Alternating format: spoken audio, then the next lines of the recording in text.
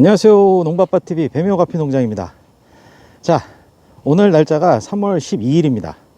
저는 이제 오늘 비로소 이제 마늘밥 부직포를 바뀌었고요. 자, 오늘부로 요 녀석들 병해충 방제랑 그리고 1차 추비 하고 있습니다. 그리고 이제 부직포 벗기는 시점에서 조금 말씀드리고 싶은 게 자, 부직포 벗기는 시점은 각 지역의 그 기온을 보셔야 됩니다.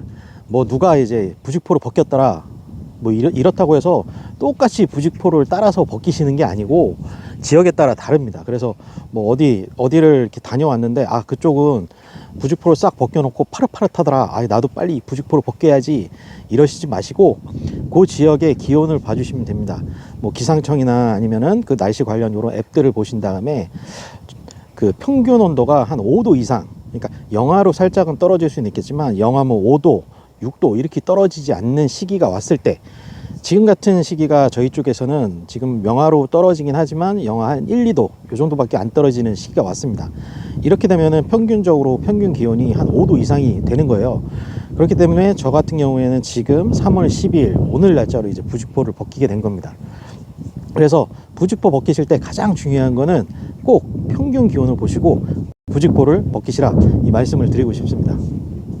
구독과 좋아요. 자, 우선 저는 이제 홍산 마늘을 심었고요.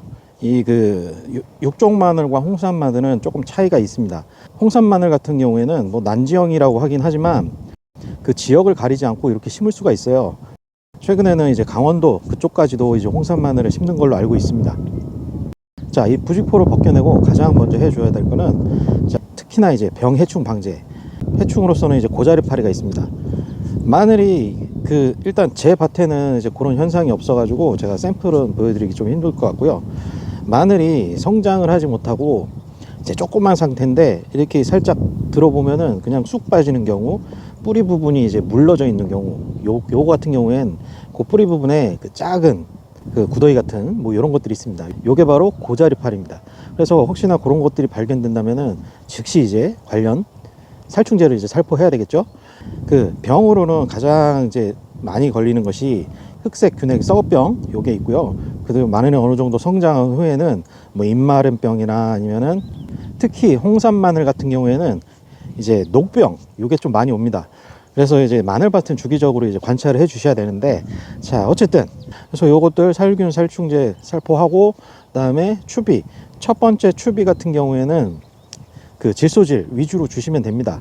가장 이제 보편적으로 많이 하시는 게 요소 비료가 되겠죠. 요소 비료를 뿌려 주는데 중요한 거는 비료만 뿌린다고 해서 이거 마늘이 이 비료분을 흡수할 수 있는 게 아니죠. 그래서 비료를 뿌려주고 비가 와주면 좋겠지만 뭐 비가 오지 않는다면은 어느 정도 관수는 좀 해주셔야 될 겁니다. 제가 이 농약 보관함을 확인해 보니까 이 고자리파리 전용으로 쓸 수 있는 약재가 저한테는 이제 매치라는 약이 있더라고요.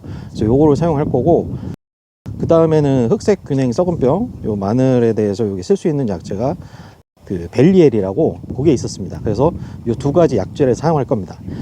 그 어떤 약이 더 잘 듣느냐, 사실 이거는 다 개인차가 있다고 생각을 해요. 시중에 나오는 약들은 거의 다 효과는 있습니다. 정말 효과가 없는 약들이 등록해서 사용되기는 힘들거든요. 어떤 분들한테는 어떤 약이 잘 듣는 경우가 있고 어떤 분들한테는 어떤 약이 잘 듣는 경우가 있고, 어떤 사람이 어떤 약을 썼는데 야 이게 기가 막히더라, 그래서 나도 써봤는데 나는 별로 효과가 없다. 저도 참 이런 경우를 많이 겪어봤기 때문에 저는 이제 약을 쓸 때는 엔간하면은 농약사에서 아니면 저는 이제 농자지마트 이쪽에서 이제 농약을 구입하는데, 요거 살 때 뭐 어떤 병에 대해서 어떤 약이 있는지 물어보고 요즘 제일 많이 나가는 약이 뭐냐, 사실 요렇게 해서 구매를 합니다. 제가 뭐 농약이나 뭐 이런 것 쪽으로 이제 전문가는 아니기 때문에 엔간하면 효과가 어느 정도 있을 거라 생각하고 그렇게 이제 약을 구입해서 쓰다 보니까 농약 보관함 요게도 있는 걸로 그렇게 이제 활용을 할 계획으로 있습니다. 자, 그렇게 해서 이제 가물다 싶으면 또 어느 정도 이제 관수를 해줘야 되겠죠. 스프링클러가 됐든 점적 관수가 됐든 그런 이제 관수 시설이 없다면은 지금이라도 미리 좀 해 놓으시고 나중에 관수가 필요할 때 관수를 해주시면 좋을 겁니다.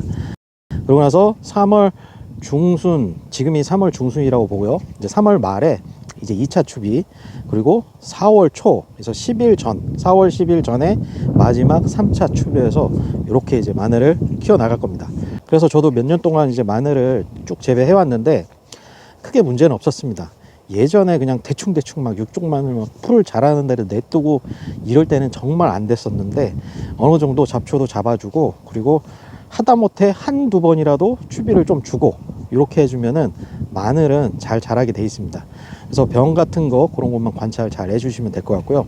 그렇게 해서 올해 마늘 재배 한번 잘 해보시길 바라겠습니다. 자, 그럼 영상은 여기까지 하고요. 또 다음 영상에서 찾아뵙도록 하겠습니다. 안녕히 계십시오. 구독.